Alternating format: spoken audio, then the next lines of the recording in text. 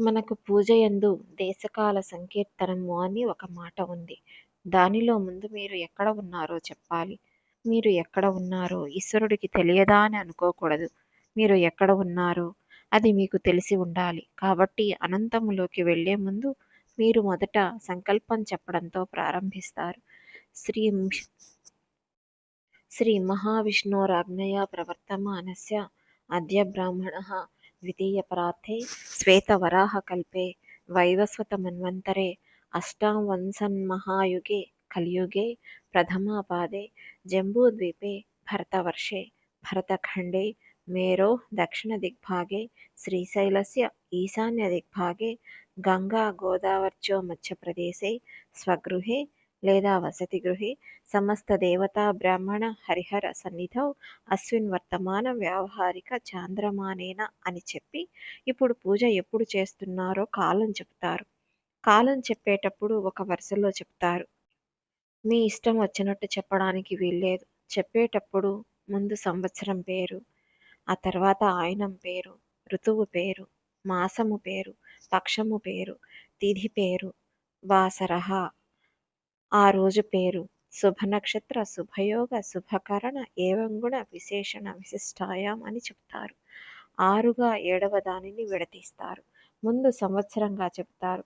సంవత్సరం రెండు ఆయనములుగా అనగా ఉత్తరాయణము దక్షిణాయనము అనే రెండు ఆయనములు కలిస్తే ఏర్పడుతుంది. ఒక్కొక్క ఆయనంలో 6 నెలలు చొప్పున ఉంటాయి. ఒక్కొక్క నెలలో సగం సగం చొప్పున శుక్లపక్షము కృష్ణపక్షము అని 2 పక్షములు ఉంటాయి. ఒక్కొక్క పక్షంలో మరలా తిథులు మారుతూ ఉంటాయి. అలా మారినప్పటికీ ప్రతి రోజుకు ఒక పేరు ఉంది. పక్షము తిథి ఆ రోజుకు ఉన్న పేరు చెప్తారు. ఇప్పుడు మీరు ఉన్న క్షణమేది ఉన్నదో అది చిట్ట చివరకు ప్రమాణముగా సంవత్సరముగా ప్రారంభమవుతోంది. తర్వాత అది ఎన్ని చిన్నలు పొందినదో చూడండి. ఉత్తరాయణం దక్షిణాయనం అయిపోయాయి. నెలలు అయిపోయింది. కృష్ణపక్షం శుక్లపక్షం అయిపోయింది. పక్షములో నుంచి తిథులు అయిపోయింది. తిథులలో నుంచి వారం వచ్చేసింది. వారంలో ఫలానా కరణంలో ఫలానా సమయంలో ఫలానా యోగంలో నేను ఈ పూజ చేస్తున్నాను అని చెప్పడం జరిగింది. ఇదంతా కలిపి కట్టకడితే కాలమే అవుతుంది. విప్పితే రకరకములైన పరిధులు వచ్చేశాయి. అదే నెమలి పింఛము. ఇప్పుడు నెమలి పింఛమును విప్పితే కాలం మీకు 6 ఋతువుల వలన తెలుస్తూ ఉంటుంది. ఉదాహరణకు వసంత ఋతువు వచ్చిందనుకుందాం. వైశాఖ మాసం వస్తుంది. శంకరాచార్యుల వారి జయంతి వస్తుంది. అది మనం పొంగిపోతాము. వసంత ఋతువులో లోకమంతా హాయిగా ఉంటుందని ప్రసిద్ధి. ఇప్పుడు అలా ఉండటం లేదనుకోండి. వసంత ఋతువు తర్వాత గ్రీష్మ ఋతువు.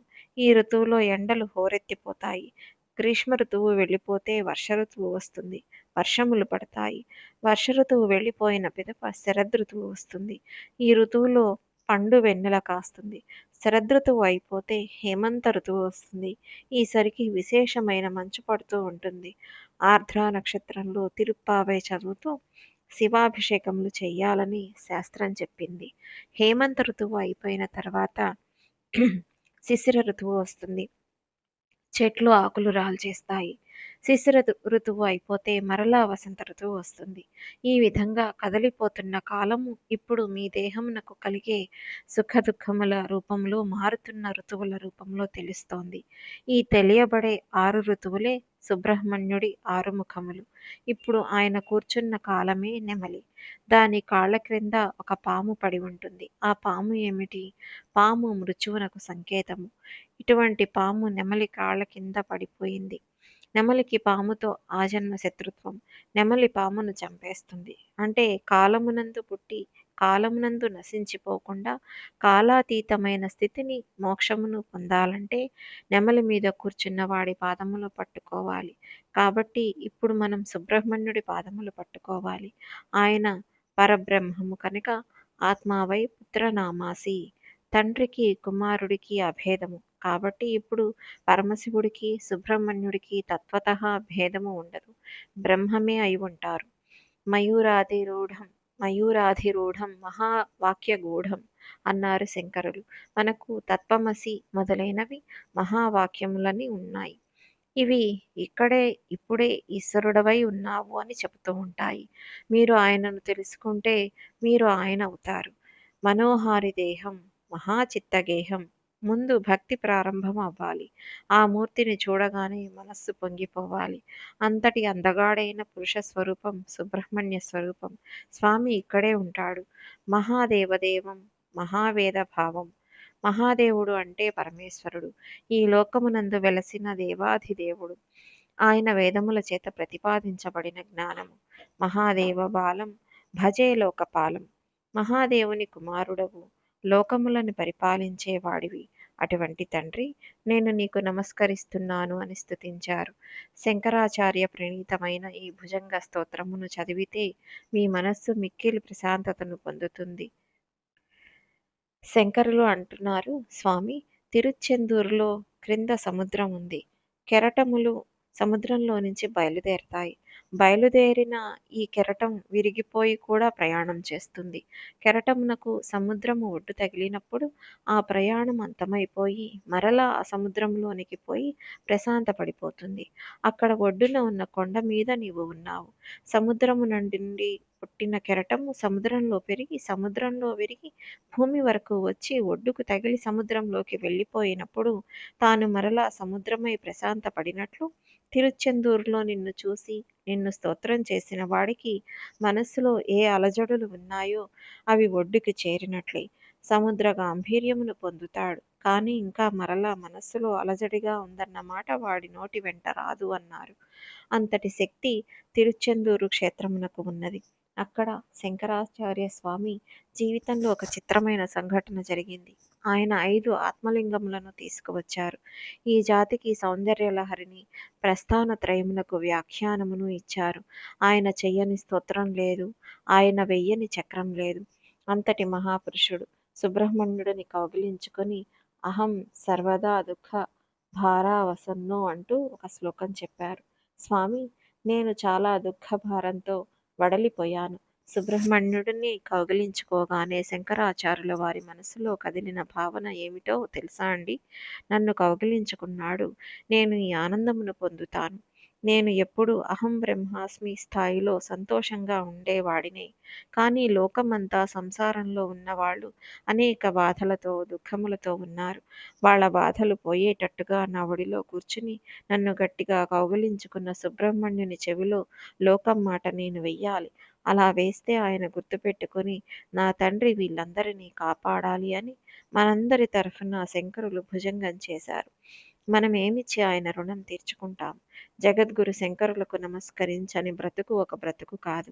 వైశాఖ శుక్ల పంచమి నాడు శంకరాచార్య స్వామి వారి దర్శనం చేయని జన్మ కాదు. అహం సర్వదా దుఃఖ భారావసన్నో భవాంధీ న బంధు స్వదన్యం నయాచే భవద్భక్తిరోధం సదా క్లుప్త బాధం మమాధిం ధృతం నాశయోమ సుతత్వం.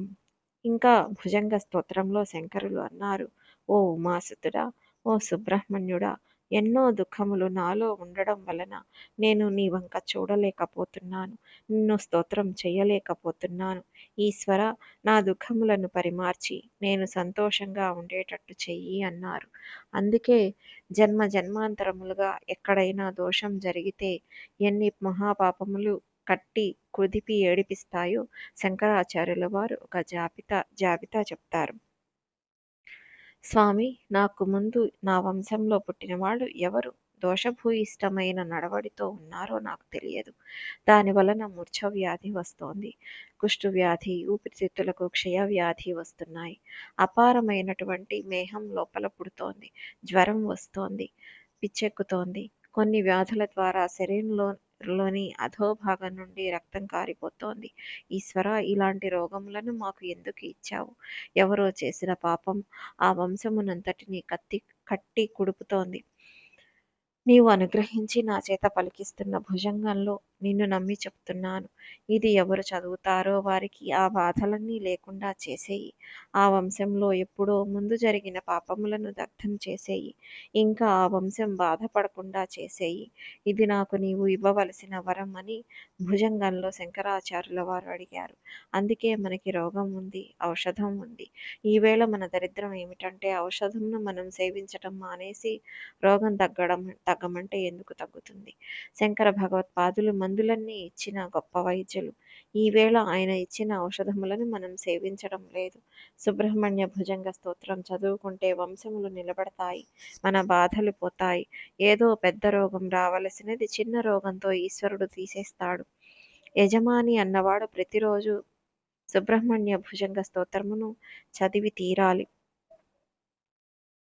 వమః కేశినే శక్తయే చాపి తుభ్యం నమశ్చాగతుభ్యం నమః కుక్కటాయ నమః సింధవే సింధుదేశాయ తుభ్యం పునఃస్కందమూర్తే నమస్తే నమోస్తు. భుజంగంలో ఆయన ఎక్కడి వరకు అడిగారో తెలుసా అండి? నా మరణకాలమునందు యమదూతలు వచ్చి నా ప్రాణములను పట్టుతున్నప్పుడు నేను బెంగ పెట్టుకోవలసిన అవసరం లేకుండా 6 ముఖములతో నవ్వుతూ కనపడి నన్ను నువ్వు వచ్చి తీసుకువెళ్ళాలి. వాళ్ళు నాకు కనపడకూడదు. నీవు ఉన్నావు. అందుకే నీ చెవిలో లోకం తరఫున చెప్తున్నాను అన్నారు. ఇది ఎవరు చదివితే వారినందరినీ నేను అనుగ్రహిస్తాను అన్నారు కుమారస్వామి. కాబట్టి శంకరాచార్యుల వారు మనం మరిచిపోతామేమోనని తాను చేసిన స్తోత్రమునకు తాను ఫలశ్రుతి చెప్పారు. భుజంగాఖ్య వృత్తేన క్లుప్తం స్తవం యః పఠేద్భక్తియుక్తో గుహం సంప్రణమ్య సపుత్రాన్ కళత్రం ధనదీర్ఘమాయు లభేత్ స్కందసాయుజ్యమంతే నరస్సహ. ఎవరు నమ్మి శంకరాచార్యకృతమైన ఈ సుబ్రహ్మణ్య భుజంగమును ప్రతిరోజు ఇంటిలో యజమాని కాని యజమానురాలు కాని సుబ్రహ్మణ్యుడిని కాని ఆయన రూపంలో వెలసిన పాము చిత్రమును కాని పూజా మందిరంలో పెట్టి పూజించి అతి క్లుప్తముగా చెప్పబడిన భక్తితో నమ్మి చెప్తారో, లోకం కోసం కౌగిలించుకున్న సుబ్రహ్మణ్యుడికి శంకరులు మన తరఫున చెప్పుకున్నారని ఎవరు చెప్పుకుంటున్నారో అటువంటి వారికి మంచి కొడుకు పుడతాడు. వారి వంశము ఆగదు, మంచి భార్య వస్తుంది, ధనం కలుగుతుంది, దీర్ఘమైన ఆయుర్దాయం ఉంటుంది. అంత్యమునందు శరీరము ఎప్పుడో ఒకప్పుడు పడిపోవాలి కాబట్టి దీర్ఘాయుర్దాయము తర్వాత ఈ శరీరము పడిపోతూ ఉండగా ఈశ్వరుడైన ఆ స్కందునిలో మనం కలిసిపోయే అదృష్టం కలుగుతుంది. కాబట్టి ఈ సుబ్రహ్మణ్య భుజంగమును చేసుకొనండి అని ఆ తిరుచెందూరు క్షేత్రంలోనే లోపల దర్శనం చేసి సుబ్రహ్మణ్య తత్వం అంతా చెప్పి సుబ్రహ్మణ్య భుజంగమును శంకరాచార్యుల వారు మనకి ఇచ్చారు. తిరుచెందూరులో విభూత్యాభిషేకం ఎక్కువగా చేస్తారు. సుబ్రహ్మణ్యేశ్వర స్వామి వారికి అభిషేకము చేయబడిన లేదా సుబ్రహ్మణ్య క్షేత్రమునందు ప్రసాదముగా ఇవ్వబడిన విభూతిని ఇంటికి తెచ్చి మీరు ఏ మూల పెట్టినా సరే ఆ ఇంటికి గోడలాగా ఎంతవరకు ఉన్నదో అంతవరకు భూత ప్రేతములు ఇలా చూడడానికి భయపడి వెళ్ళిపోతాయి. ఆ విభూతికి అంత శక్తి ఉంటుంది. ఈ విషయంను సుబ్రహ్మణ్య భుజంగంలో శంకరాచార్యుల వారు చెప్పారు. సుబ్రహ్మణ్యుడి విభూతి ఇంట్లో ఉంటే పిల్లలకి అనారోగ్యం వస్తే రక్ష. పిల్లలకి చక్కగా నుదిటిపై 3 విభూతి రేఖలు పెట్టడం అలవాటు చేస్తే ఆ పిల్లలకి మంచి ఆలోచనలు వచ్చి సుబ్రహ్మణ్య భక్తులై వంశమునకు కీర్తి తీసుకువస్తారు. ఆ విభూతి అంత గొప్పది. కాబట్టి అటువంటి సుబ్రహ్మణ్య స్తోత్రమును మహానుభావులు శంకర భగవత్పాదులు తిరుచెందూరు క్షేత్రంలోనే ఇచ్చారు.